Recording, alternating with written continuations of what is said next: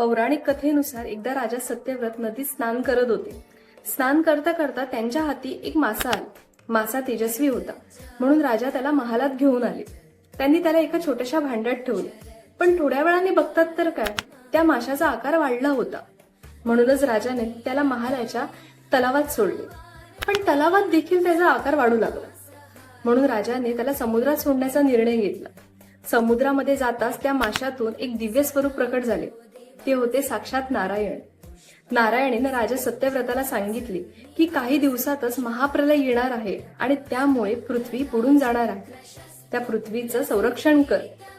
त्यांच्या आदेशानुसार राजा सत्यव्रताने एक मोठी नौका तयार केली व त्या नौकामध्ये समस्त प्राणी, मनुष्य, ऋषीमुनी, महर्षी, ग्रंथ, वेद या सर्वांना घेऊन राजा एका सुरक्षित ठिकाणी जाण्यासाठी निघाले.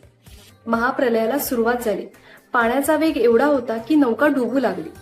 त्या नौकाला वाचवण्यासाठी पुन्हा एकदा त्या मत्स्य रूपामध्ये नारायण प्रकटले आणि त्या माशाने त्या नौकाला खेचून एका सुरक्षित ठिकाणी नेऊन ठेवले आणि समस्त पृथ्वीचे रक्षण केले.